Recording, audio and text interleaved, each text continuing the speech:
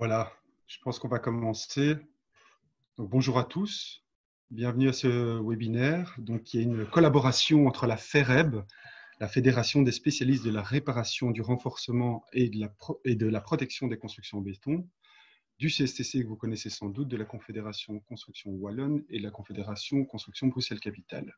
Le tout avec le soutien de la Wallonie et de la région de Bruxelles-Capitale. Je m'appelle Ludwig Castori. Alors, avant de commencer, un petit mot sur le déroulement. Cet après-midi, nous avons 4 présentations de 15 minutes chacune. Et ces 4 présentations seront suivies par une séance de questions-réponses donc à la fin. Si vous souhaitez interagir donc pendant ces présentations pour une remarque, une question, donc pas de problème. Vous pouvez vous servir de la petite icône questions-réponses qui est en bas de votre écran ou du chat. Et donc, moi, je lirai donc à la fin des 4 présentations vos questions à nos orateurs. Donc surtout, n'hésitez pas. Et puis sinon, pendant la séance de questions-réponses, vous pouvez soit continuer à faire vos remarques et poser vos questions par écrit, ou alors oralement, vous servant de la petite icône avec la main, et ma collègue Éline alors ouvrira votre micro. Voilà, au programme de ce webinaire, la rénovation durable du béton. Donc comme vous le savez, de nombreux bâtiments, que ce soit des ouvrages de génie civil ou des immeubles d'habitation sont construits en béton armé. Il y en a déjà une bonne partie qui a déjà passé le demi-siècle, donc des rénovations et des réparations s'imposent. Et donc, pour maintenir correctement ce bâti existant disons une constante et quelque chose d'important en termes d'économie circulaire, par exemple, il est important donc d'effectuer des réparations durables. C'est donc l'objectif de ce webinaire. Évidemment, en 4 fois 15 minutes, on ne pourra pas aborder tous les aspects en profondeur, mais ça vous donnera déjà beaucoup de pistes. Alors, pour en parler, je vais déjà céder la parole alors à Julie Pierrard, qui est ingénieure au CSTC depuis 2003, qui est chef du laboratoire de technologie du béton, qui va nous présenter les principes de base de la réparation durable du béton. Voilà, alors Julie, tu peux partager ton écran, ça arrive, voilà.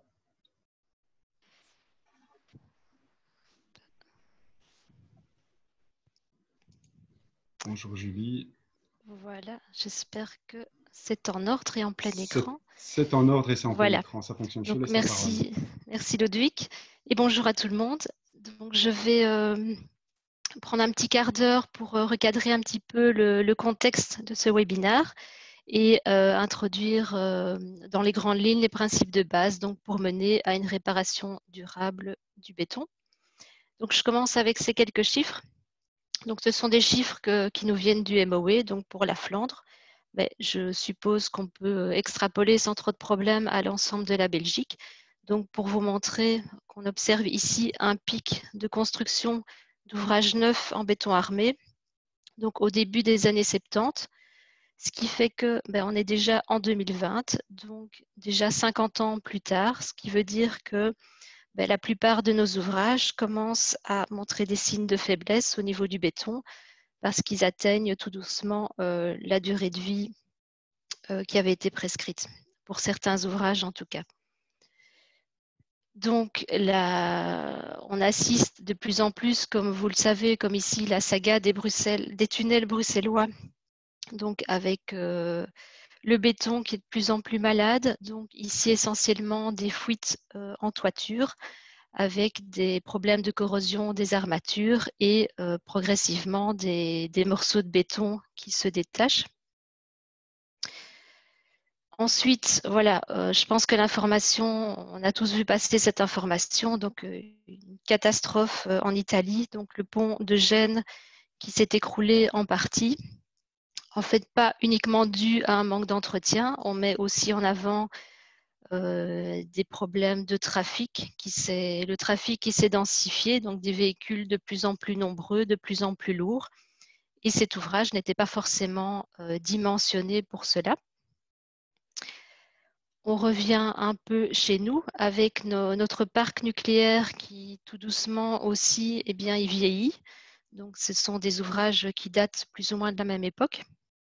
Donc, on a assisté, je pense, il y a 2 ans, en 2008, à des annonces successives de mise à l'arrêt de nos réacteurs nucléaires avec, je pense, pendant un bon mois, tout ça a tourné assez bien au ralenti avec uniquement un réacteur sur les 7 qui était encore opérationnel.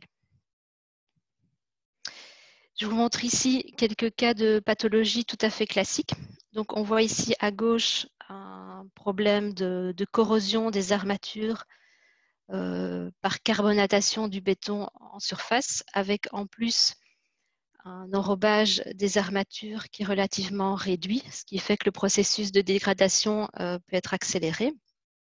Ici à droite, on voit plutôt un immeuble d'appartement dans un environnement marin, donc à la côte, et on voit progressivement des taches de rouille qui se forment dues à des piqûres de corrosion des armatures par les chlorures.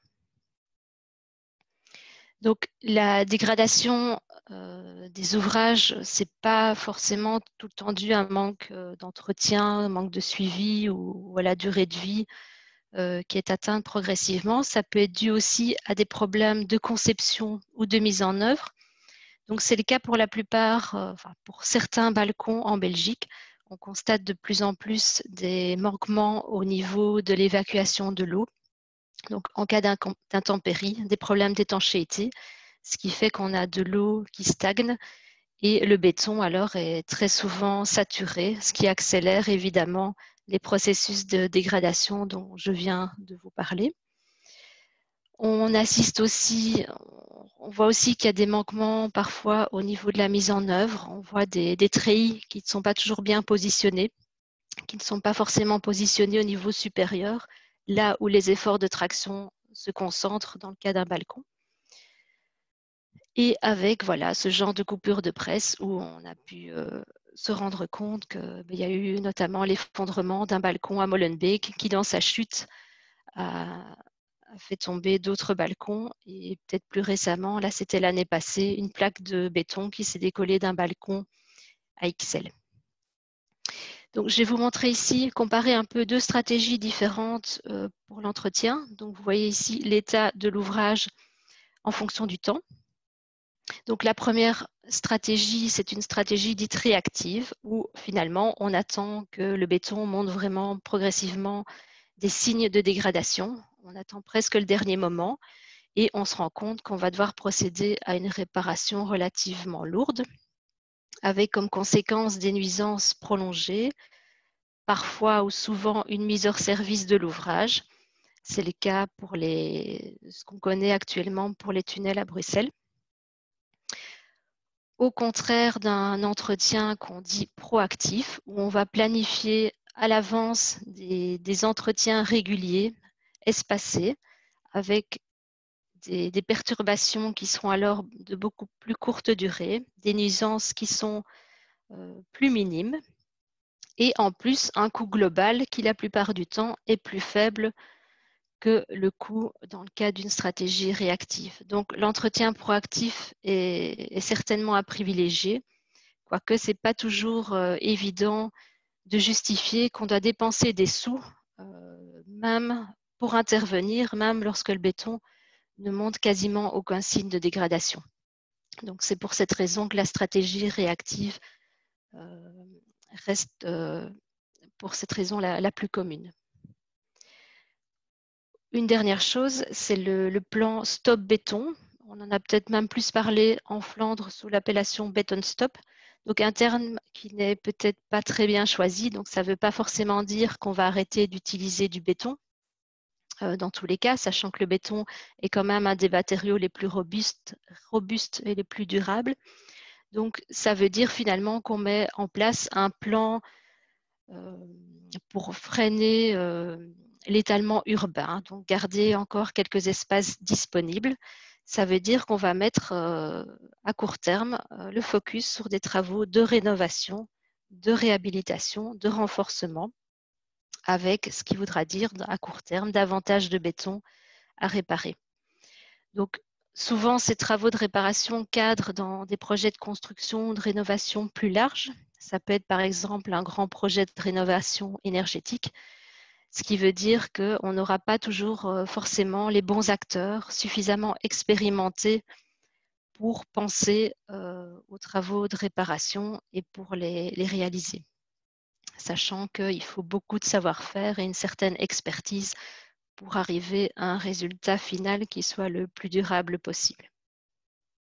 Donc pour toutes ces raisons, on a initié un projet de recherche, de guidance en collaboration avec l'Union des architectes, avec la FEREB et avec la Confédération Construction. Donc, c'est ici un exemple d'un projet financé en partie par la Flandre, qui a comme objectif tout d'abord de sensibiliser les entreprises à ces différents aspects, de diffuser les connaissances actuelles et d'accélérer aussi l'introduction de technologies plus récentes, plus innovantes au sein des entreprises qui sont chargées des travaux de réparation.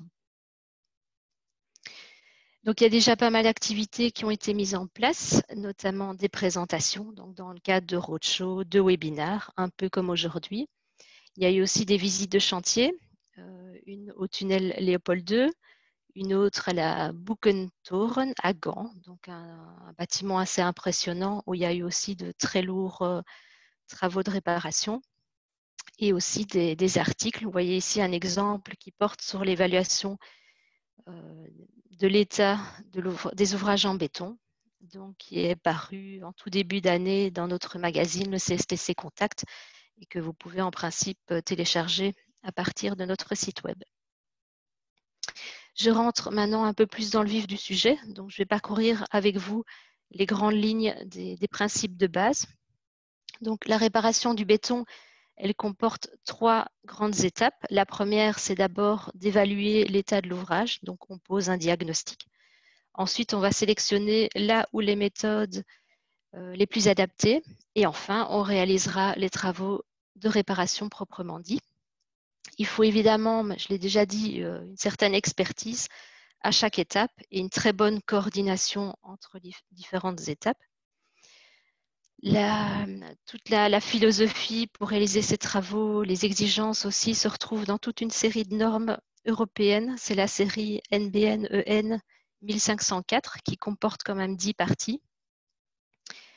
Et un ouvrage de référence dont je voulais vous parler aussi, c'est une de nos notes d'information technique, la unité 231, qui peut aussi être téléchargée à partir de notre base documentaire. Donc la première étape, c'est donc de poser un diagnostic. Donc le but est d'identifier là où les causes des dégâts apparents pour aussi alors se forger une idée de l'ampleur véritable de tous ces dégâts. Donc pas uniquement les dégâts apparents de type fissure, éclat de béton, mais idéalement on fera un diagnostic un peu plus approfondi, aussi dans l'idée d'estimer le risque de dégâts ultérieurs. Donc ce diagnostic, il comprend 4 étapes lui-même. Donc une première étude préliminaire qui va consister à rassembler les différentes informations disponibles. Donc ça peut être des plans, ça peut être des photos, ça peut être l'histoire du bâtiment, son environnement. Ensuite, on exécute ce qu'on appelle une étude de base. Donc on fait ça parfois avec nos techniciens au CSTC. En tout cas pour des ouvrages pas trop conséquents. On va sur place, on va identifier certaines zones, on va voir s'il y a des sons creux dans certaines zones. On pourra localiser les armatures, leur enrobage, vérifier la profondeur de carbonatation, vérifier la teneur en chlorure du béton. Alors en principe, dans la plupart des cas, l'étude de base suffit, mais ça peut arriver qu'on ait besoin de réaliser des essais supplémentaires. Donc ça peut être des analyses microscopiques, éventuellement vérifier la résistance à la compression du béton en place. Et ensuite, en dernière étape, on va rédiger un rapport qui sera le plus complet possible, illustré, précis, etc. Une erreur courante, c'est de détailler les futurs travaux de réparation dans le même cahier des charges que celui destiné à décrire la manière dont le diagnostic doit se passer. C'est évidemment une erreur parce que ce sont des étapes successives. Donc, c'est ainsi que la méthode de réparation, elle doit dépendre du diagnostic qui aura été posé, mais pas que. Donc, d'autres paramètres sont la sécurité. Il est évident que la stabilité de l'ouvrage devra être garantie après les travaux de réparation. Alors, ça dépendra aussi de la faisabilité technique. Toutes les techniques de réparation ne sont pas forcément adaptées dans tous les cas. Ça dépendra aussi du budget qui est alloué aux travaux. Et parfois, le choix de la méthode dépendra de certaines exigences du maître d'ouvrage. Donc, on pense à des aspects esthétiques ou peut-être aussi parfois l'impact environnemental. Donc, on voit ici des exemples, un exemple de protection d'un béton avec un hydrofuge. Ici, une méthode par protection cathodique. Et ici, peut-être plus rare pour l'instant, un renforcement à l'aide d'armatures collées. Évidemment, les prochains orateurs reviendront en détail sur certaines de ces méthodes. Et la troisième étape, c'est la réalisation des travaux de réparation proprement dit. Donc, on va d'abord choisir le produit, correctement préparer le support, mettre en œuvre le produit de réparation, sans oublier de planifier certains moments de contrôle pour vérifier la bonne exécution des travaux. Donc, on pense notamment à la vérification du décapage du béton au préalable. Ça peut être des contrôles aussi pour vérifier l'adhérence des produits de réparation.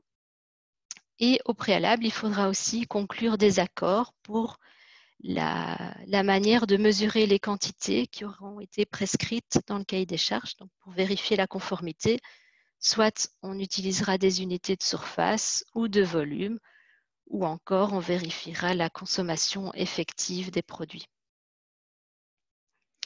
Je passe maintenant à la partie qui concerne les différents marquages et les certifications. Donc, le seul marquage obligatoire, c'est le marquage CE, vu qu'on parle ici de normes harmonisées pour les produits de réparation. Donc, obligatoire pour la mise sur le marché européen de ces produits. C'est un marquage qui est basé sur une déclaration du fabricant, avec en fait très peu d'exigences. Donc, c'est pour cette raison, il faut bien se rendre compte que ce n'est pas forcément une garantie de qualité pour les produits. Si on a besoin d'une garantie de qualité, on passera par la marque Benor, qui est cette fois-ci une marque volontaire de la part du fabricant. Donc, ce n'est pas obligatoire. Et ça combine à la fois un autocontrôle en interne, en usine, et un contrôle par une tierce partie. Tout ça basé sur les prescriptions techniques ad hoc. Et le contrôle porte aussi bien sur les caractéristiques générales que des caractéristiques spécifiques, donc pertinentes pour le produit en question et pour l'application en question. Toutes les informations peuvent être trouvées sur le site de BCCA, ainsi qu'une liste des produits certifiés Benor. Alors, à côté de la certification des produits, on parle aussi de plus en plus de la certification des entreprises. Donc, on appelle ça une certification de processus qui a été mise en place depuis 2009. Cette certification est conforme à la partie 10 de la série de normes européennes et conforme également à certaines prescriptions techniques. C'est un système qui est encore en évolution, mais on distingue pour l'instant 3 niveaux. Donc, le niveau A pour les entreprises qui appliquent les produits et les systèmes. Donc, on a mis ça en place chez nous, donc via une formation théorique de la part d'un formateur de chez BCCA et une formation pratique suivie d'un examen avec l'assistance d'un technicien de laboratoire chez nous. Ensuite, on trouve le niveau B, donc qui s'applique aux entreprises qui sont capables de proposer des méthodes de réparation et qui les appliquent elles-mêmes ou non. Et le dernier niveau, c'est un niveau C qui s'applique plutôt au bureau d'études, donc des entreprises certifiées pour pouvoir poser un diagnostic et proposer un plan de réparation. Donc ça, c'est mis en place, ce niveau C, via les universités, donc notamment à Liège et à Gand. Et de nouveau, toutes les informations et la liste des entreprises peuvent être trouvées sur le site de BCCA. Voilà, j'arrive déjà à la conclusion. Donc, pour arriver à une réparation durable du béton, donc ça exige, pour résumer, j'ai bien insisté, je pense là-dessus, une certaine expertise, un certain savoir-faire, une approche aussi très rigoureuse pour réaliser le diagnostic en amont, donc avant de réaliser la réparation proprement dite.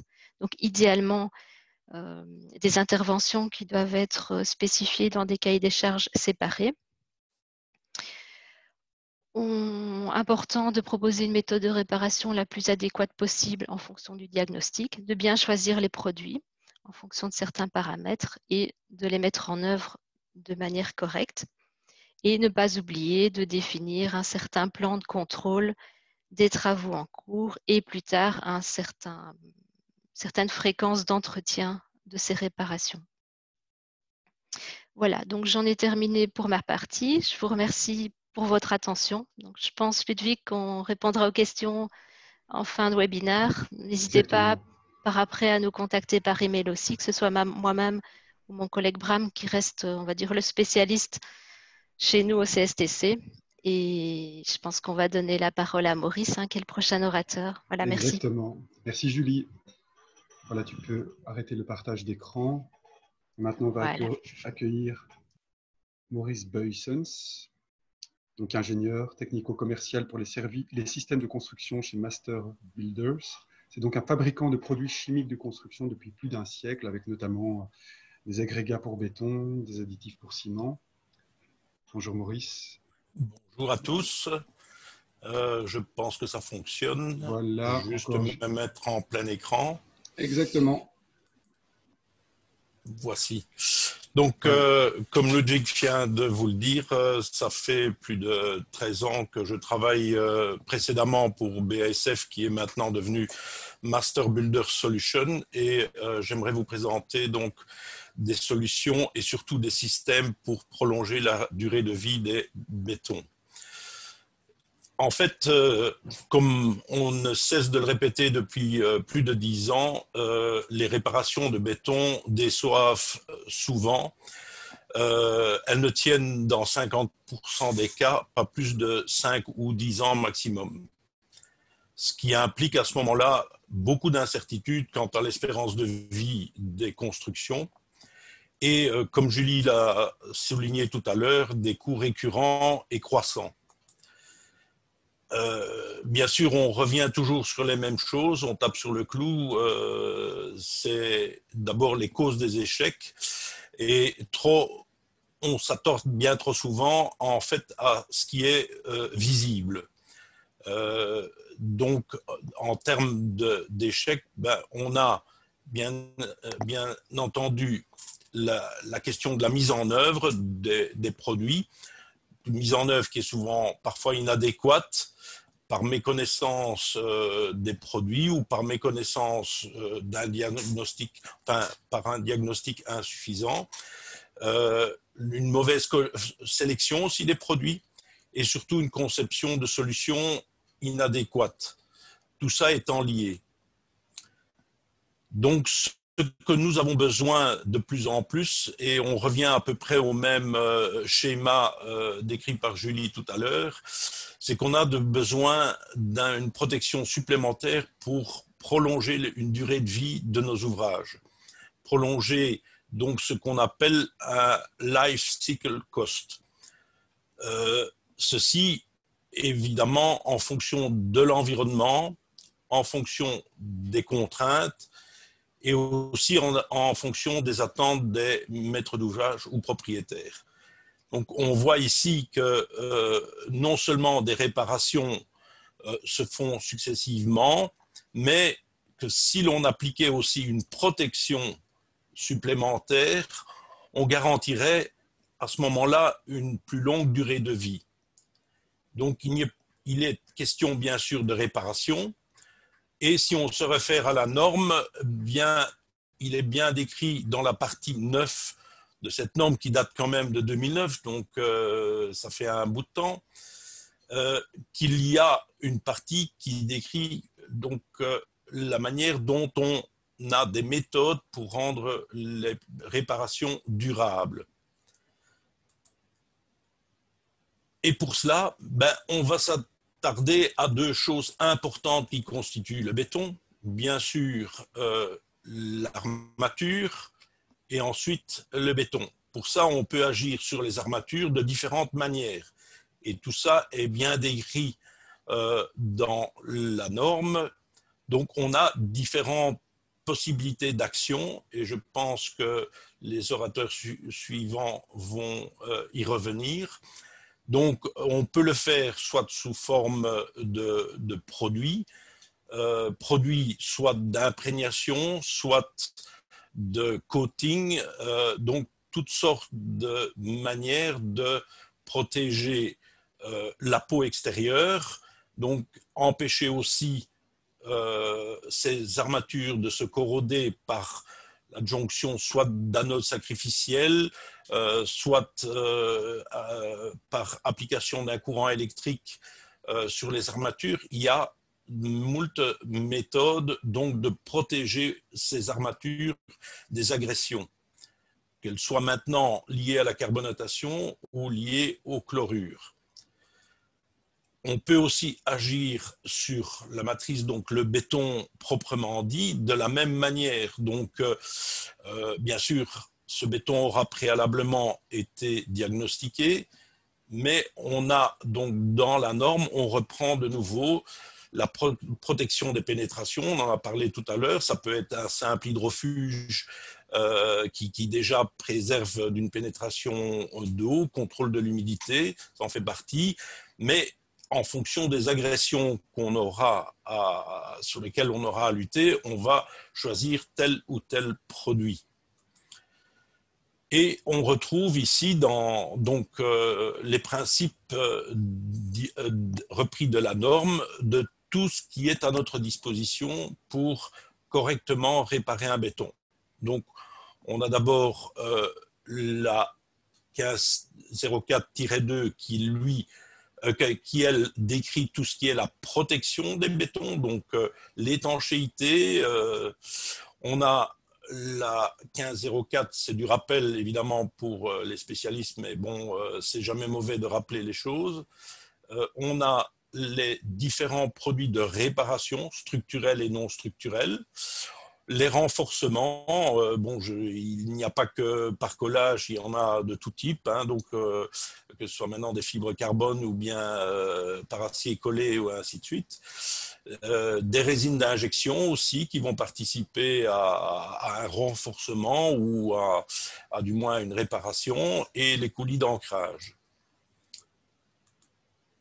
Mais on va s'attarder principalement, puisque ici on parle de durabilité, aux trois principaux systèmes qui, eux, interviennent le plus couramment dans la pérennité de nos bétons. Donc c'est principalement, évidemment, la réparation. Il y a la protection des armatures de différentes manières, donc les produits anti-corrosion, et alors les systèmes de pénétration, contrôle d'humidité et ainsi de suite. Pour la protection des armatures, lorsqu'on répare un béton, maintenant c'est connu de tout le monde, il existe des primaires actifs qui donc vont protéger l'armature lorsqu'on répare le béton. On n'insiste pas assez lors du décapage que ces types de produits sont particulièrement utiles lorsque l'armature passe d'un béton réparé au nouveau mortier de réparation, étant donné que cette armature va traverser des structures, enfin des bétons à pH différents, et dès lors créer un effet de pile. C'est pour ça que l'on a mis au point, tous les fabricants ont mis au point ce type de primaire actif de protection d'armature. Donc la partie la plus délicate, je dirais, c'est les 50 cm, et on demande bien souvent d'aller un peu plus loin lors du décapage pour l'application de ce type de produit.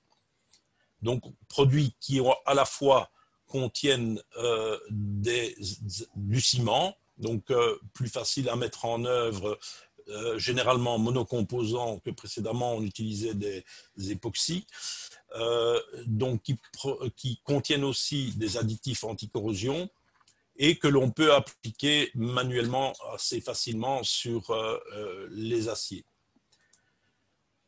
Ensuite viennent les mortiers de réparation qui sont classés suivant la norme principalement en structurel et non structurel. Le plus couramment utilisés dans les ouvrages d'art sont quand même toujours R3, R4, avec les différentes caractéristiques de ces produits. Donc, on insiste très fort sur ces caractéristiques. Maintenant, leur utilisation sera déterminée par, les ingénieurs ou les personnes en charge du cahier des charges. Il y a aussi différentes méthodes d'application de ces mortiers. Donc, on peut aussi bien les appliquer manuellement que couler. Donc, on peut très bien prévoir un coffrage qui sera rempli soit par écoulement, soit par injection. De plus en plus, ce type d'application donne de bons résultats, surtout quand les armatures sont très rapprochées et dès lors pose quelques difficultés lors de la projection. Il y a aussi des types de réparation par voie sèche ou par voie humide. Donc ça, chaque entrepreneur sera amené à déterminer la manière dont il va réparer en fonction de l'ampleur du travail, de la taille de la réparation et ainsi de suite. Et donc, on a à disposition toutes sortes de matériel, pompes, coffrage, donc tout ça est au choix de l'entrepreneur spécialiste. Ce qui intervient aussi, c'est dans quel milieu on va faire une réparation. Il n'est pas une réparation peut se faire dans tous les milieux, dans la mesure où il faut savoir que tous les mortiers de réparation sont conçus pour être mis dans les milieux les plus exigeants, que ce soit maintenant des stations d'épuration, des égouts. Donc la qualité des mortiers est de toute façon correspond à la norme la plus exigeante si on se réfère à la norme des bétons. Mais ça ne veut pas dire pour ça qu'il n'est pas nécessaire de les protéger en complément de cette réparation. On voit que ici, on a des coatings de protection anticarbonatation qui suffisent pour un type de béton, mettons un qui n'est sollicité que par la carbonatation, mais lorsqu'on en arrive à des environnements très agressifs, j'ai parlé des stations d'épuration, mais aussi surtout dans l'industrie, on a parfois obligé de travailler avec des coatings beaucoup plus performants au niveau de leur résistance chimique et qui vont évidemment collaborer à une bonne protection des bétons. On n'insiste pas assez et depuis des années on essaye de tirer les sonnettes d'alarme en disant il ne suffit pas de réparer les zones où le béton est dégradé, mais la protection du béton dans les bétons adjacents qui n'ont pas été réparés est aussi très importante. D'où de plus en plus certains propriétaires, certains maîtres d'œuvre demandent une protection supplémentaire de l'entièreté de l'ouvrage. Ici, un exemple donc, de béton qui date quand même des années, début des années 70, et on voit que ce bâtiment était très fort dégradé, et en cours de chantier, on a fait le choix de faire une double protection qui est à la fois une émulsion acrylique pour l'aspect esthétique, mais préalablement, comme ce béton était assez fort micro-fissuré, on a aussi appliqué un coating plutôt à base ciment, coating qui permet le pontage des micro-fissures. Donc on allie de plus en plus à la fois la réparation performante et l'esthétique. Des protections plus commodes à appliquer, mais avec l'expérience de moins longue durée, sont l'application des hydrofuges. Ceci nécessitant une répétition régulière pour pouvoir garder leur performance dans le temps. Mais leur coût est naturellement moindre vu leur facilité de mise en œuvre. D'autres produits sont déjà aussi apparus, mais nécessitent néanmoins une attention plus grande, c'est-à-dire c'est des produits avec, surtout dans l'attaque, lorsqu'on a des attaques de protection contre les chlorures, ce sont des inhibiteurs de corrosion par imprégnation. Alors, il y a différents produits sur le marché, et là, les fabricants ont fait de nombreuses études pour prouver l'efficacité de ces différents produits de protection de corrosion. Donc, c'est plus une imprégnation où le produit est censé aller jusqu'à l'armature, c'est-à-dire une pénétration assez grande dans le béton, de manière à englober et à protéger l'armature en profondeur. Tandis qu'il existe donc différents types de revêtements résistants aux produits chimiques. Alors là, on est plus dans le domaine, je vais dire, on va d'une résistance chimique, on le voit ici, de plus en plus exigeante, à un pontage des fissures, et les différents produits que l'on trouve sur le marché permettent ce type de protection, parce que ça va des coatings à base, des réparations à base ciment, avec des coatings élastiques toujours à base ciment, des époxys qui ont évidemment leur avantage et parfois certains inconvénients parce que moins résistants aux UV. Donc à ce moment-là, on est passé à des évolutions non négligeables avec des époxys polyuréthane, avec des polyuréthanes, et maintenant d'autres produits type Xylotech qui sont des évolutions de produits de protection chimique. Ces produits sont généralement destinés à, donc comme vous le voyez ici, dans des encuvements où on a des exigences d'étanchéité et de protection des bétons. Donc ce type de produit s'applique de manière manuelle ou par projection. Là, je reviens sur un point où Julie a déjà mis le doigt tout à l'heure, c'est la conformité au marquage CE. Donc la plupart des produits mis sur le marché ont bien sûr, on exige le marquage CE avec les exigences minimales, les exigences supplémentaires en fonction en fonction de l'environnement de la charge. Les déclarations propres, généralement des gens comme, au SPE, on exige par exemple que tous les produits soient minimum un contrôle interne et un audit externe avec un système 2+, et une déclaration de performance. Ça, tous les fabricants sont censés vous les fournir.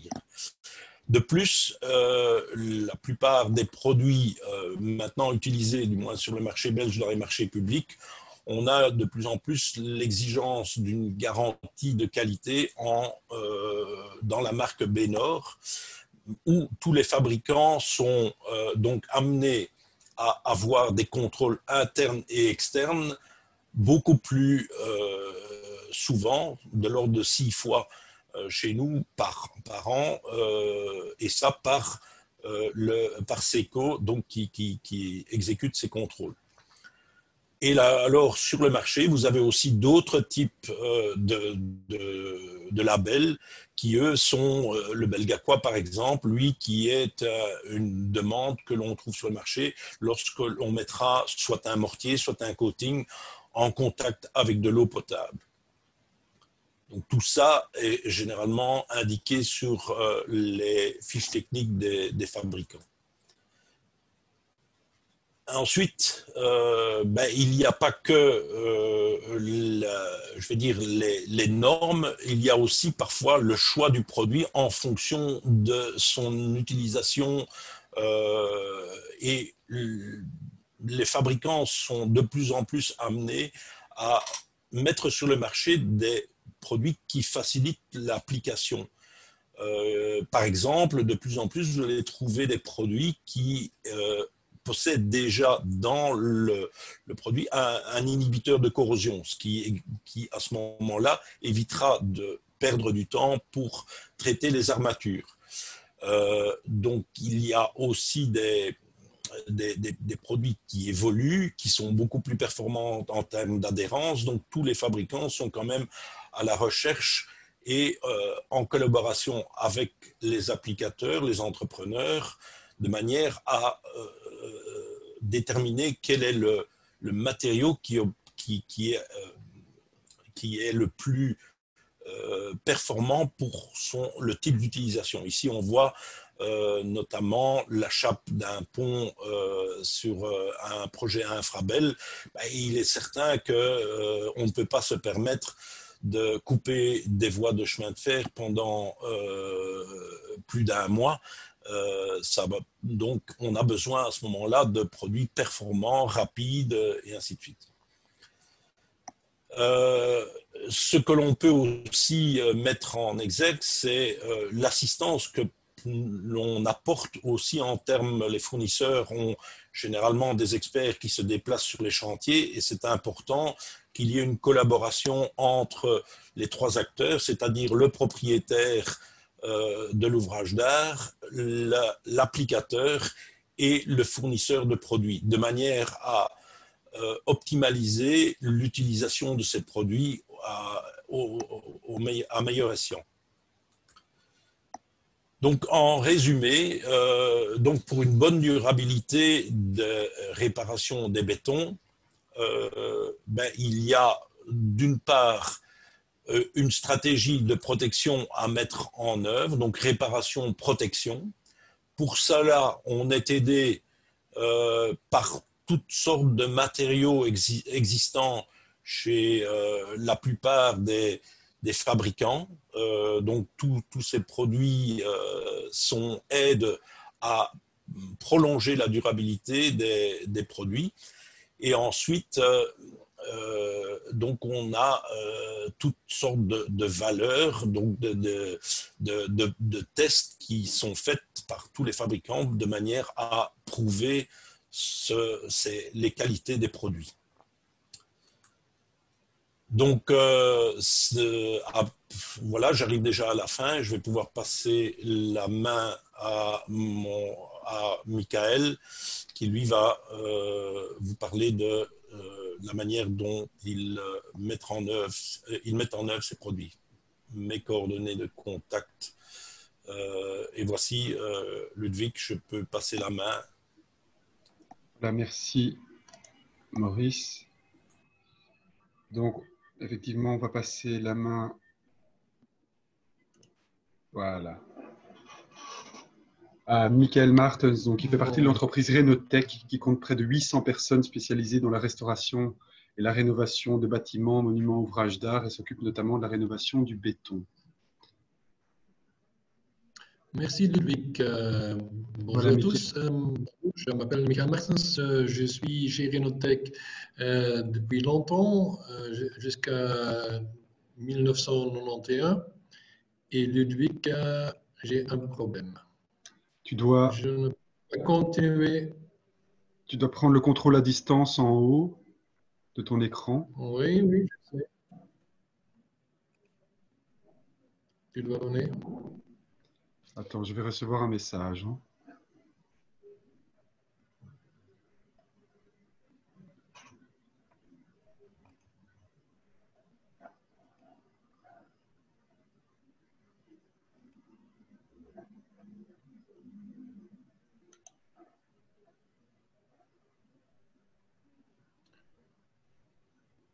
Bon, je ne sais pas pourquoi, mais Ludwig, peut-être tu peux m'aider.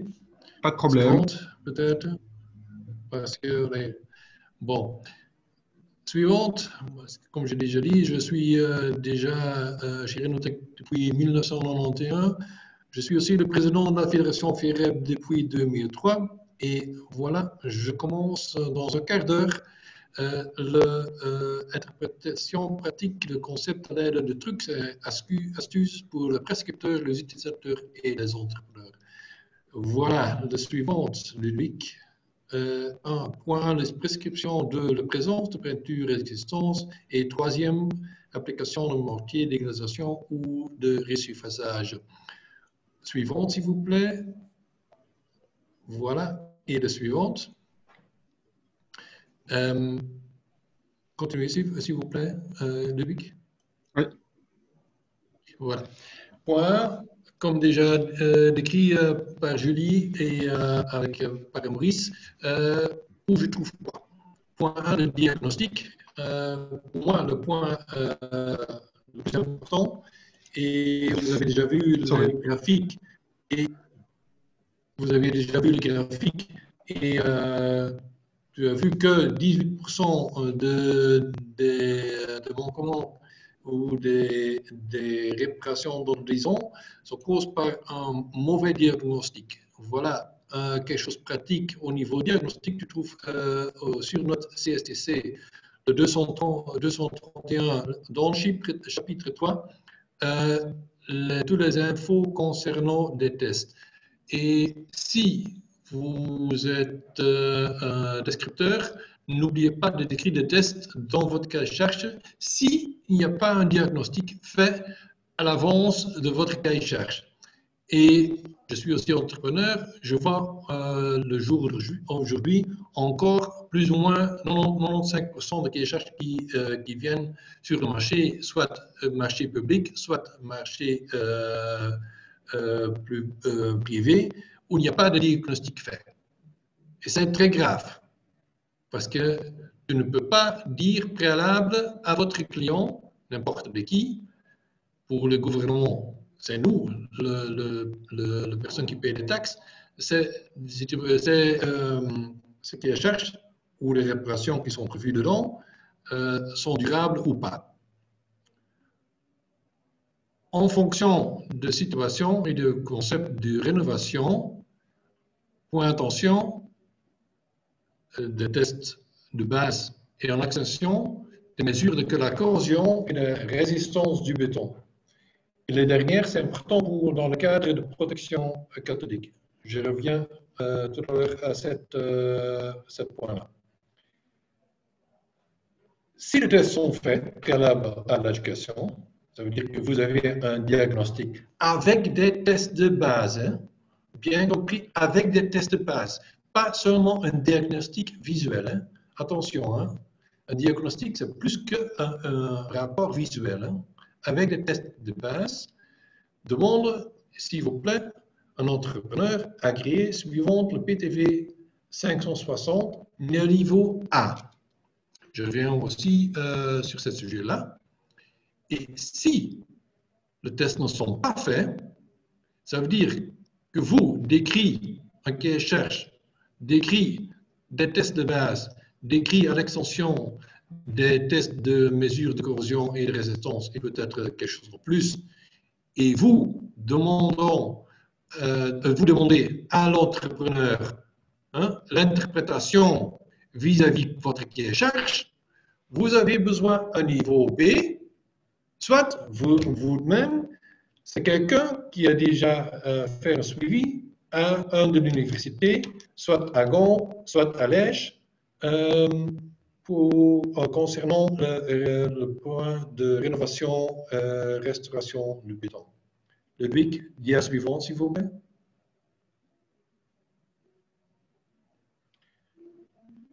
Des réparations de béton endommagé par carbonatation.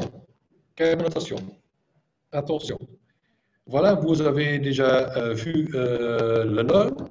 Et correspondant en Belgique, cette norme est liée au PTV 563.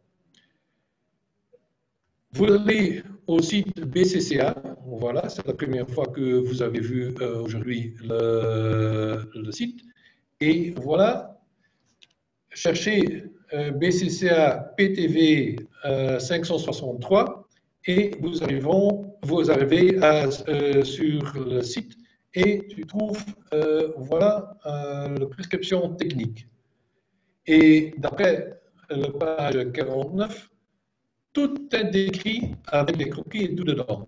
Ça veut dire, facilement, si vous trouvez un cache qui est la mise à jour et qu'il n'y a pas de... où vous voulez éviter écrire des erreurs, voilà, cherche ce site-là et demande à Benny Broeckert, bienvenue Ben ici si vous êtes là, on voit des documents parce que normalement ils ne sont pas téléchargeables, soit vous avez un chèque en IT, mais moi et notre service IT ne les ont pas. Suivant, s'il vous plaît, Ludovic. S'il y a des réparations de dommages résultantes par des chlorures, qu'est-ce que je dois faire ou comment je dois l'écrire? Je reviens chez Caliroute pour tous ceux qui sont participants aussi de Service public Wallonie, travaillent actuellement avec le Caliroute et voilà, utilise le lien vers ça et entre page 14 et depuis page 14 de 85, vous trouverez la description concernant la manière de réparation pour les chlorures. Mais malgré tout, il y a seulement une seule description de ce point-là quand le enrobage est entre 10 et 20 mm et pas plus. Suivant, s'il vous plaît, Ludwig. Suivante, pour moi, la méthode revient, s'il vous plaît, oui, le plus adéquat, c'est la protection cathodique. Soit par moyen anode galvanique, soit et ou, parce que peut-être c'est une combinaison entre les deux, avec courant imposé. Bon, il y a une norme européenne concernant ce sujet-là, le EN 12696, et attention, il y a des critères de design pour les protections cathodiques, pour les anodes galva et pour le courant imposé. Attention, parce que je dis ici design pour protection cathodique. Vous avez 4 niveaux de protection. Les protections préventives, curatives, protection cathodique et le niveau pour protection de structure en général. Je parle bien de protection cathodique de niveau 3. Ça, c'est important parce qu'en fonction de ça, ça change complètement le design de votre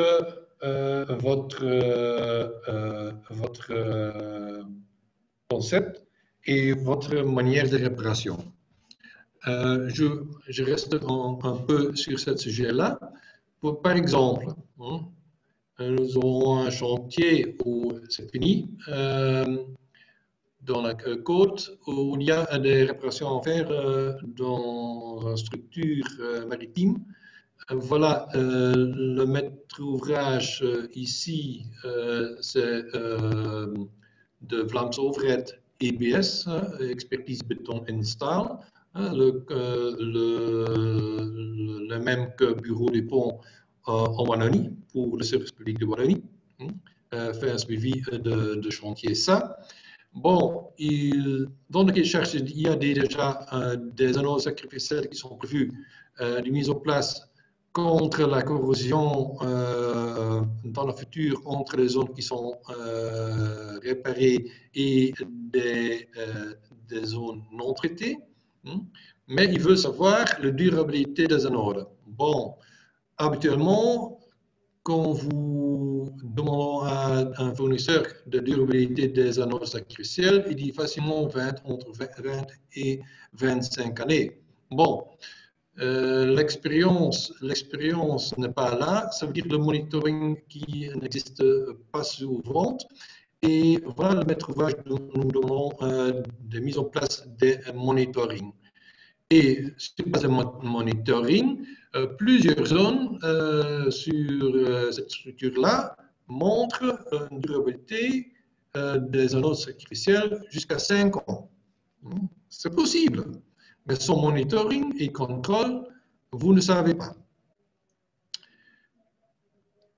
Où vous trouvez un maîtrise pour la protection cathodique? Ah, très facile, www.ferep.be, documentation technique, code de mesurage.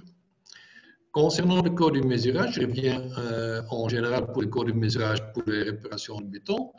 Donc, à l'écoute, il y a plein de postes pour les réparations de béton et souvent aussi dans le nouveau quai cherche en Flandre.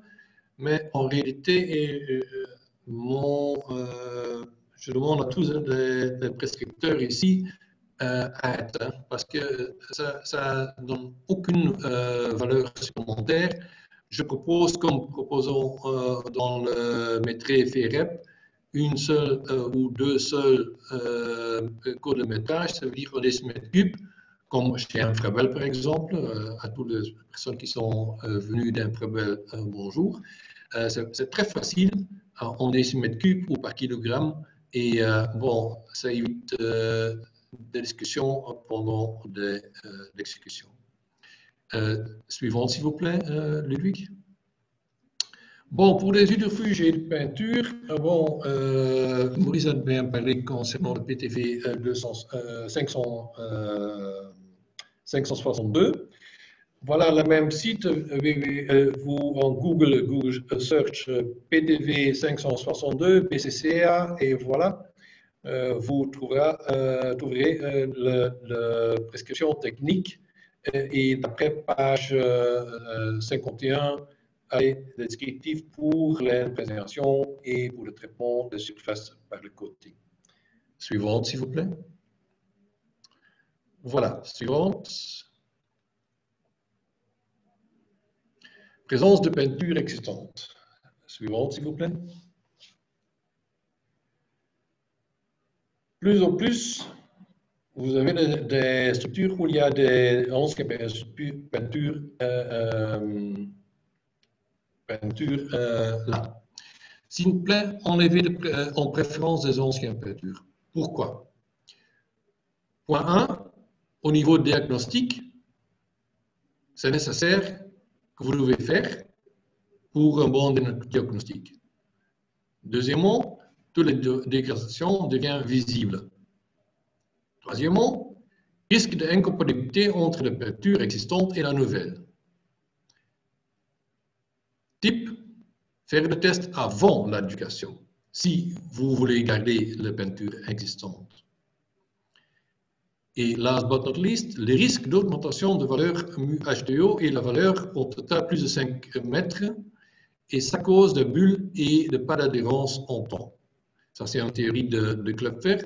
Et bon, pour faire un contrôle vous-même, voilà, vous avez l'épaisseur de votre coating ou votre couche de protection, et chaque produit a une valeur mu HDO, et voilà, vous arrivez à une valeur, et si cette valeur c'est moins que 5 mètres, voilà, votre structure n'est pas étanche et laisse la possibilité l'aspirance. Suivante, Ludwig. Point final. Continue, s'il vous plaît, Ludwig. L'application de mortier de déglisation ou de resurfaçage. Voilà, cette description, vous avez vu aussi dans le PTV 563, avec des jolis croquis. Pourquoi? En général, si vous voulez faire une application d'une couche de protection, par exemple par peinture, voilà, la description de PTV 562 décrit très bien que la structure doit être fermée, sans ouverture dedans et régulière. Voilà. Et quelle épaisseur vous avez besoin pour l'aération ou le resurfaçage? Bon, la fiche technique normalisée. Je ne parle pas de fiche technique de produit, je parle bien de fiche technique normalisée. Et vous trouverez la fiche technique normalisée bien aussi sur le site BCCA. Décrit bien trois épaisseurs, le nominal, le minimal et le maximal. Bon. Pour vous, très facile, en fonction des diagnostics et des besoins, faire une détermination entre votre épaisseur minimale, votre épaisseur nominale ou votre épaisseur maximale. Suivante. Voilà, s'il y a encore des questions ou des remarques, bienvenue. Et je passe le mot à l'orateur suivant, et ça c'est de mon connaissance Bert Kriekemans. Ludwig, c'est à toi. Voilà, merci pour votre aide. De rien, avec plaisir. Voilà, donc effectivement, on va passer la parole donc à Bert Kriekemans, qui est le gérant et directeur de Fortius. Il est actif dans l'étanchéité et la rénovation du béton depuis 81, donc soit près de 40 ans. Et il est actif dans la protection cathodique depuis 10 ans. Voilà. Je te laisse la parole, Bert.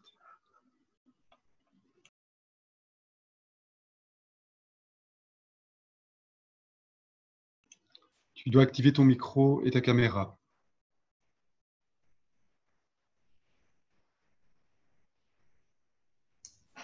C'est ça? C'est parfait. Vous m'entendez? OK. Bonjour, je suis Bert Kriekemans de la société Fortius. Je m'excuse parce que mon français n'est pas très bien, mais je vais essayer. Fortius est un fournisseur de matériaux pour renforcer le béton et des systèmes de protection cathodique, des anodes sacrificielles et des systèmes de courant imposés. Aujourd'hui, je parlerai des anodes sacrificielles pour faire des réparations durables. Premier, pourquoi ça n'avance pas? Je peux pas aller à la... Tu peux essayer avec ton clavier, sur les flèches de ton clavier. Ah oui, oui. Voilà. Oui. OK. Premier, on doit savoir quelle est la cause du corrosion. Ça peut être des chlorures, du carbonatation, de différents métaux qui se touchent. Et tout ça, la couche de passivation a disparu sur l'armature. Quelles peuvent être les sources des chlorures? C'est un environnement maritime, celle de mer, celle de déverglaçage, une usine chimique, piscine, station de purification d'eau, des écluses, etc. Aussi les chlorures mélangées dans le béton. Les chlorures ne sont pas utilisées dans le processus de corrosion. Ils restent dans le béton. C'est nécessaire de faire un diagnostic préliminaire, inspection visible, délaminage du béton, pourcentage de chlorure, enrobage d'armature, test chimique, carbonatation et mesure du potentiel de la demi-cellule. Si le pourcentage de chlorure est plus de 0,4% sur le masse de ciment, on peut avoir des problèmes de corrosion.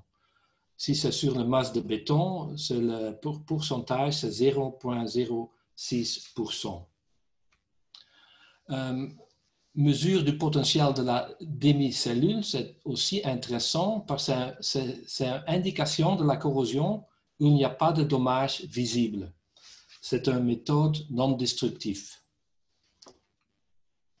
Les résultats de mesure de potentiel se voient comme ici. Si la zone est jaune, ça veut dire que le potentiel est moins de 200 ou de 300 millivolts, ça veut dire qu'il y a de risque de corrosion.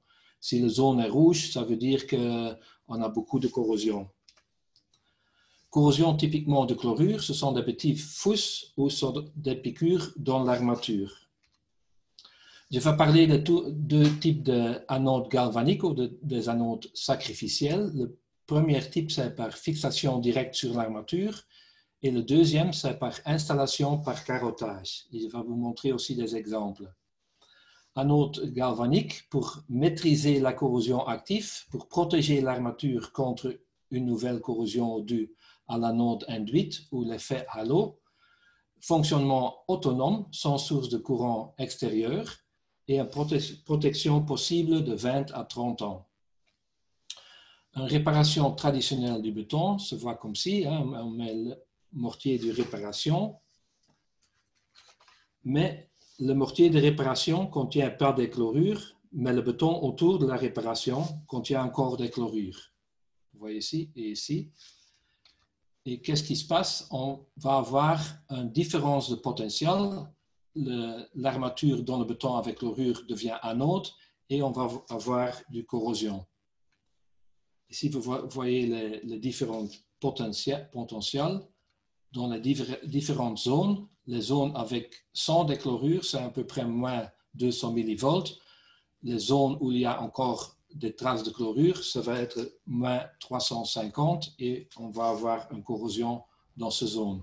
Ça s'appelle la corrosion a été induite, halo effet. Et ça se voit comme ça, on fait une réparation et on doit réparer encore une fois. Qu'est-ce qui se passe quand on installe un anode sacrificiel? On a toujours les différences potentielles, mais l'anode sacrificiel a un potentiel plus bas et l'anode va corroder, se sacrifier. Les anodes sacrificiels se composent d'un noyau sacrificiel de zinc activé dans un mortier de ciment spécialement formulé pour activer le zinc. L'anode est fixée aux armatures au moyen de ligatures. Ici l'installation. On va dégager le béton dégradé autour et derrière l'armature. On fait comme ça. L'armature dégagée être débarrassée des produits de corrosion. Le sablage est recommandé pour réaliser cette opération. Et avant d'installer les anodes sacrificielles, vérifier la continuité électrique des armatures. Toute discontinuité électrique devra être traitée par des moyens efficaces, comme la soudure ou la jonction par fil métallique. Maintenant, on va placer les anodes le long du périmètre de la réparation à des intervalles déterminés sur la base de la densité de l'acier. Si on a beaucoup d'armatures, on doit avoir beaucoup d'anodes sacrificielles. Ligaturer les anodes, serrer les ligatures de sorte qu'aucun mouvement des anodes ne soit possible. Et la bonne continuité électrique devrait être assurée. Pour vérifier cette continuité, utilise un multimètre.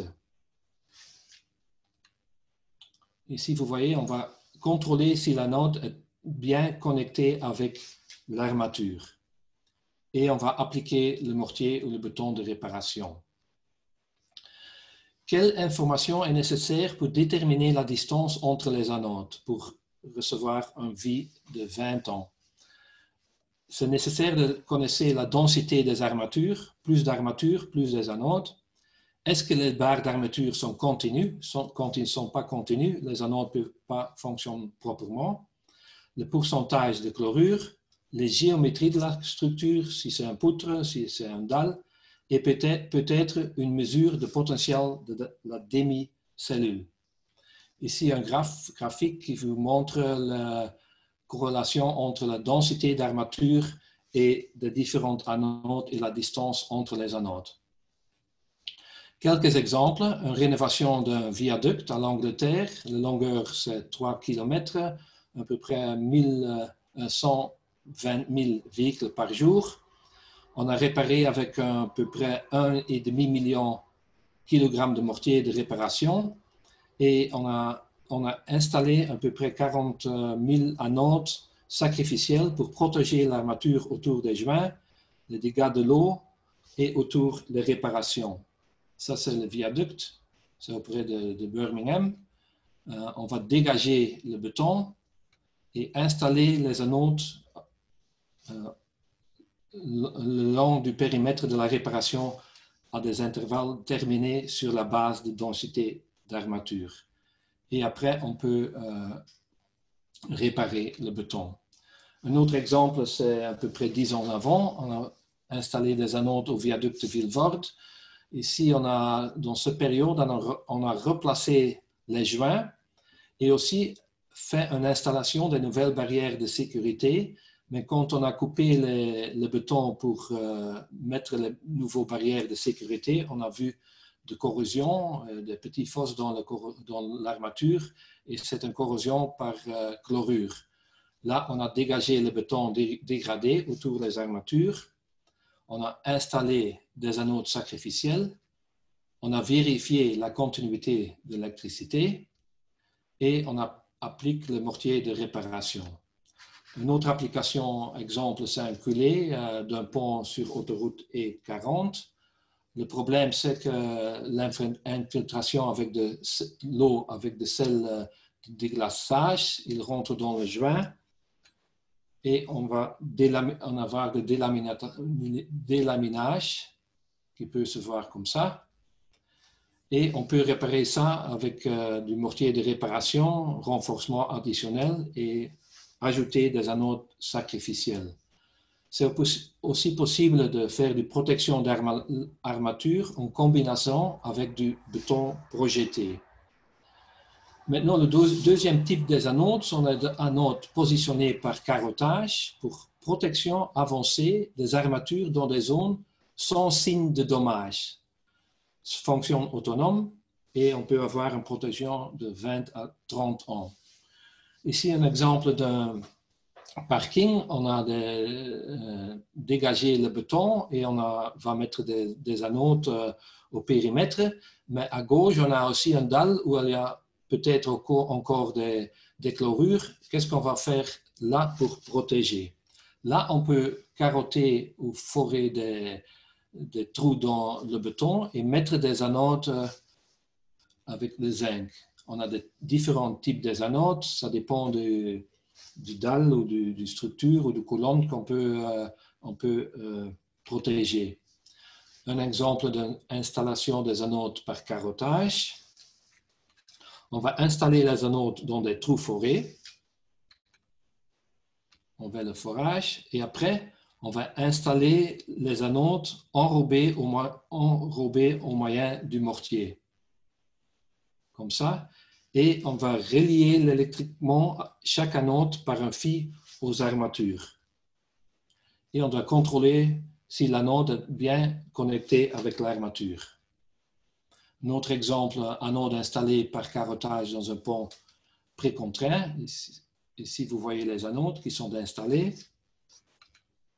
Ici, on va faire le carottage et réparation du poutre. Par faire du réparation, par faire protection cathodique, on peut minimiser le béton à réparer. Ça sont les trous. On va connecter les anodes et connecter avec l'armature. Et ça, c'est le fin de la projet. Et vous voyez les petites boîtes. Ce sont des boîtes pour faire du monitoring du système. C'est toujours intéressant de monitorer le fonctionnement des anodes sacrificielles. Un autre exemple, c'est un parking. Ici, on a fait une mesure de potentiel de la demi-cellule. Et vous voyez les zones rouges. Ça veut dire qu'il y a beaucoup de corrosion. Dans ces zones aussi, on a vu qu'il y a beaucoup de dommages de béton. On a des zones jaunes. Il y a des corrosions, mais peut-être pas déjà de dommages de béton. Et les zones vertes où il n'y a pas de corrosion déjà. Ici, on a décidé de couper toutes les zones rouges et dégager le béton. Les zones jaunes, on va mettre les anodes par carottage et dans les zones vertes, on fait rien. Ici, une photo de la zone, on a marqué la zone, on doit découper ou dégager le béton et les points verts sont les points où on va mettre les anodes par carottage. Ici, fixation directe sur l'armature des anodes. Et ici, le forage pour protéger cathodiquement les zones où on sait qu'il y a de corrosion. Et on va connecter les anodes. C'est aussi possible de faire du protection cathodique ou galvanique combinée en un renforcement par des tissus en fibre de carbone. Si on fait des renforcements et on sait que l'armature peut corroder dans le poutre ou la colonne, on peut protéger par galvanique. Merci pour votre attention. J'étais très vite parce que je crois que le temps passe trop vite. Merci. Merci Berthe. Et merci aussi pour le français ainsi que Michael d'avoir d'avoir fait votre présentation en français. Voilà, j'ai déjà quelques questions, et peut-être une première pour toi, Berthe. Donc, quelle est la durée de vie des anodes sacrificielles ou comment les remplacer à la fin de leur durée de vie? De la même façon, est-ce que c'est de la même façon qu'on les a installés? Ok, j'ai parlé de deux types. Oui, le vie, comme Michael a dit, dans des cas très spéciaux où il y a encore de l'eau qui rentre dans des fissures et tout ça, ça peut être 5 ans, mais normalement, quand on fait un dessin pour déterminer la distance entre les anodes, on peut avoir 20 ans. Dit ça, on a fait déjà des tests et de monitoring des anodes qui sont installés plus de 20 ans et ils donnent encore de courant, de milliampes. Ça, on peut mesurer hein, si le système fonctionne. Oui, quand les anodes sont sacrifiés, on doit les réinstaller. C'est vrai. Mais ça dépend que le client qu'il veut protéger son structure 20 ans. Si c'est 30 ou plus de 30 ans, on va peut-être utiliser une protection cathodique avec du courant imposé. Pas si ça, et donc, il est donc possible de surveiller, de monitorer un système avec des ondes galvaniques pour évaluer les années de protection. C'est possible, ça, comme tu as montré avec les petites boîtes sur le pont? Oui, on peut mesurer le courant, hein, le milliamp que les anodes donnent, ainsi déterminer la perte du zinc et comme ça, on peut analyser et c'est la durée de vie de l'anode. On peut faire ça après 1 an, 5 ans, 10 ans. Et comme j'ai dit, on fait des tests continus et on a des anodes qui ont plus de 20 ans dans des structures qui fonctionnent encore. Hein, ils donnent encore du courant. C'est aussi possible de déterminer la dépolarisation pour être conforme aux normes. Mais pour ça, on doit aussi installer des références électrodes et c'est un peu plus compliqué de justement mesurer le courant. D'accord, merci. Là, j'ai une question pour Maurice Buyson. Donc, vous avez mentionné des agents d'imprégnation avec additifs anticorrosion pour la protection contre les chlorures. Ces produits sont-ils compatibles avec une protection cathodique? Et ensuite, ces produits sont-ils compatibles avec une surcouche d'étanchéité? Voire, existe-t-il une solution combinée sous forme d'hydrofuge? Oui, donc pour vous répondre, donc effectivement, ce type de produit peut être mis en œuvre avec d'autres protections. Donc, ce qu'on fait préalablement, on décape les bétons là où ils doivent être décapés, on fait une imprégnation générale de ces inhibiteurs, donc on l'applique sur toute la surface du béton à protéger, et puis après, on vient éventuellement avec un hydrofuge, parce que ces produits inhibiteurs de corrosion n'ont pas une fonction d'hydrofuge. Ils ont une fonction de protection des armatures. Donc, il faut toujours les compléter soit par un coating type peinture anticarbonatation ou un coating bas ciment. Néanmoins, ça nécessitera malgré tout une préparation de support supplémentaire. C'est-à-dire que comme ces produits sont quand même à base organique, il y a lieu de reprévoir un léger sablage avant de rappliquer le coating de protection. Donc, c'est une double protection. Et bien sûr qu'ils sont aussi compatibles avec, c'est une double protection en utilisant des anodes sacrificielles. Mais à ce moment-là, on part dans des coûts où c'est quand même pas donné. Donc, la plupart des gens choisissent pour l'un ou pour l'autre. Les deux, bon ben, c'est sûr qu'on peut se payer des Rolls-Royce et on peut rajouter des couches et des couches, mais il faut quand même rester dans le domaine du raisonnable. C'est ça. On peut peut-être rallumer les orateurs, les caméras, c'est plus Oui, convivial. d'accord. Et Maurice, peut-être, moi j'avais une remarque par rapport au tout début de ta présentation, Oui. quand tu parles de cette surcouche qu'on peut rajouter. Tu avais un graphique avec des réparations périodiques. Oui. Et puis, est-ce qu'on a une idée, enfin c'est peut-être une question un peu bateau, mais d'un rapport entre, j'imagine, ce surcoût initial et l'économie qu'on peut réaliser par rapport à… D'expérience pour des bâtiments dont on a utilisé ces systèmes-là il y a déjà plus de 10 ans, notamment à Louvain-la-Neuve, les dégradations n'apparaissent toujours pas. Or, il y a plus de 10 ans qu'on a appliqué, donc on a fait une réparation, c'était sur l'auditoire des sciences à Louvain-la-Neuve, on a fait donc une réparation dans les règles. Ensuite, on a appliqué un coating de protection base ciment et pour des raisons esthétiques, on a appliqué une peinture à anticarbonatation. Eh bien, ça fait plus de 10 ans que c'est en place et il n'y a toujours pas de dégradation apparente. Donc, quelque part, on a quand même gagné. Et de plus en plus, il faut savoir que Louvain-la-Neuve, mais il y a pas mal, la dia que j'ai montrée aussi dans ma présentation, c'est l'école du Christ III à Ottigny.